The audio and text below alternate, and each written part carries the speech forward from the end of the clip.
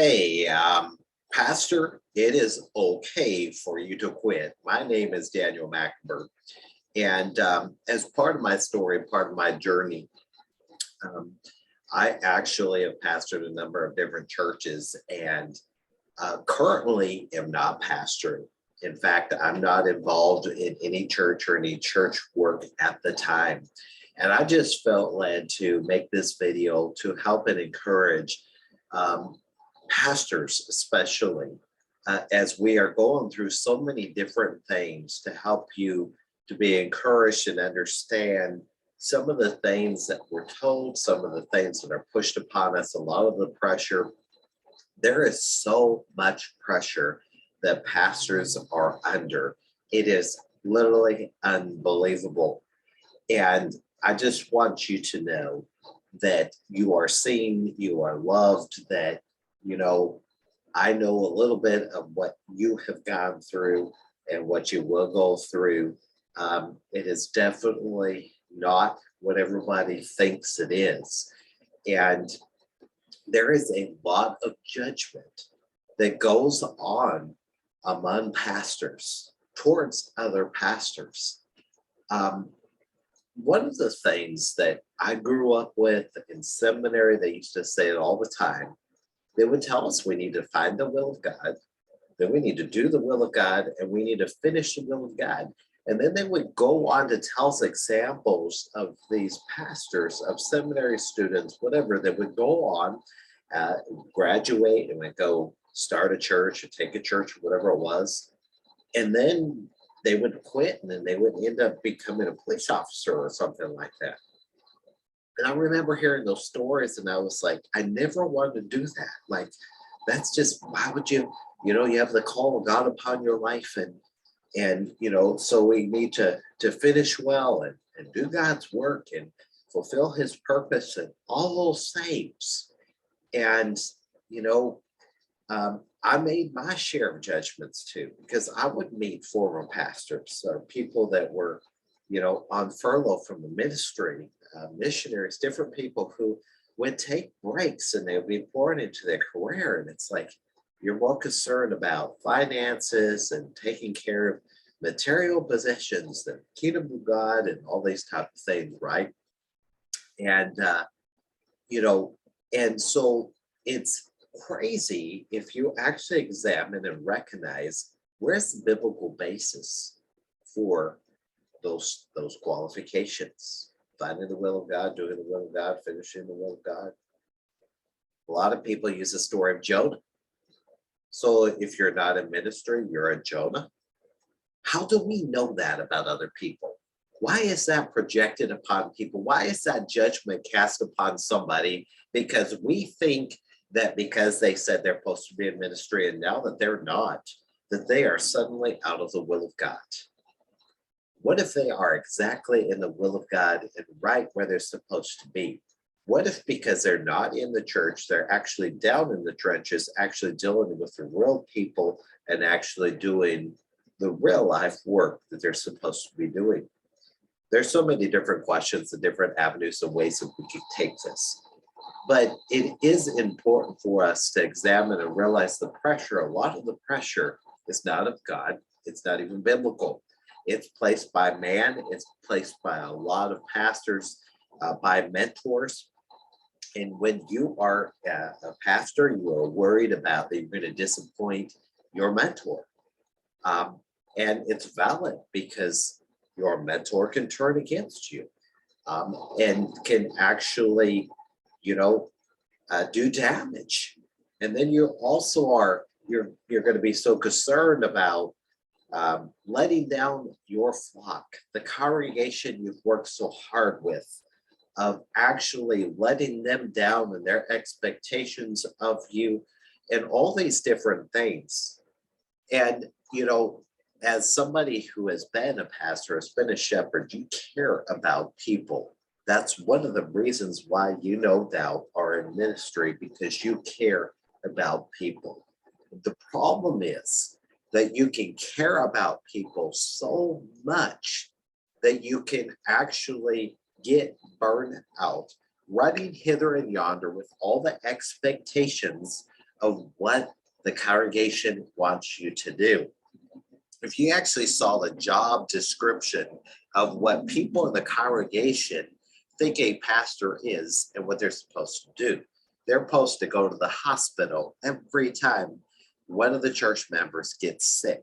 Every time one of the church members, second and third cousins get sick, you're supposed to go over there too. Any time of the day, any time of the night, you have to be on call all the time. Doesn't matter if you have a family, doesn't matter if you have a life outside of the church. You have to be there for those people. That's how they see it. And if you're not, then you're going to have issues with that. Burnout is extremely real, especially for pastors, especially if you have a small congregation. There's not a lot of people to do the work. You're teaching Sunday school, you're doing the music, doing a lot of those different things with not a lot of help. So easy to get burned out. But even in large churches, some people just keep pushing through, grinding, keep going, keep going, keep going.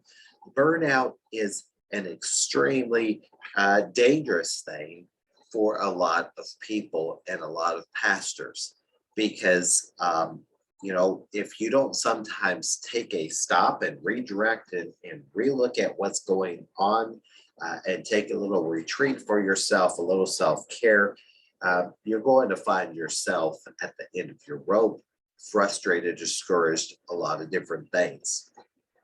But another thing of it is, you would think that Christians, members of churches, would be loving. You would think that that's the case is true, but that is often not the case. Some of the most faithful church members in many churches are some of the most hateful people that will zap all of your strength, that want to control the church, that want their will to be done. And many of them have been there for many, many years. And they are not interested in change. They are not interested in the church moving forward and becoming the church that it needs to be relevant for this day and this time and the things that need to happen. And so as a result, you find yourself up against some brick walls. I had this happen. We literally had to close a church. The people were literally not willing to open the doors. They said they were, but whenever visitors would come, their looks, their glares, their attitude was so hateful. The visitors would literally come to us and say, "We don't feel welcome here. Other than you and your wife and a couple others, we just don't feel welcome here." And so it was time to literally close the doors of that church and take some time for healing. As I said, sometimes we need to take some time to heal, to find ourselves, to reflect upon what has gone on. As I look back, there was no judgment that was needed towards those pastors who were taking some time out from the industry that might have joined the police force, whatever it was. There's a reason why they did that. Sometimes, that needs to be done. Perhaps that was their way to find healing. But it's ironic that if you quit the ministry, then you will find these things that are going to happen to you. So I'm just sharing them with you. If you do quit, you will be amazed and find out who your true friends are, who will stay with you, and who were just there because you were currently in ministry and has somehow aided them to be your friend, and you have that in common. If you quit the ministry, you will be shamed. You will be guilted. Your name will be taken through the mud. You will hear rumors going around in town of why you quit. You will be shunned. The people you went to the same house of God with, that you used to fellowship with, suddenly won't even talk to you anymore. You will no longer be in the in group. You are now an outsider, no longer asked to speak at events, no longer asked to speak at Bible studies. You are now an outsider for making these decisions. And regardless, if you let people know that you believe that this was God's will and that He actually told you to do these things, you will find yourself very much outside of the circle of influence you once had. But here's the beautiful thing, and this is the encouragement that I want to have for you today, and that is there's plenty of room outside the city of gates.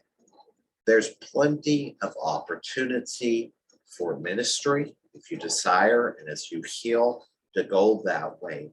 There's plenty of room for so many different amazing opportunities in your life, whether it's starting a business, whether it's working in the trenches with just common, regular folks that you get to rub shoulders with.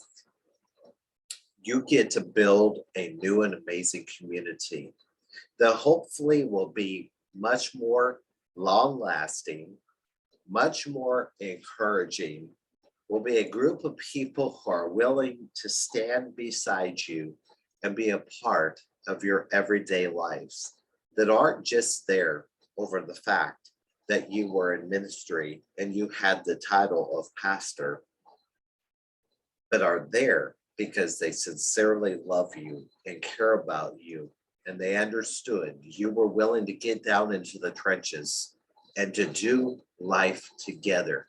Because quite frankly, folks, that's what really matters.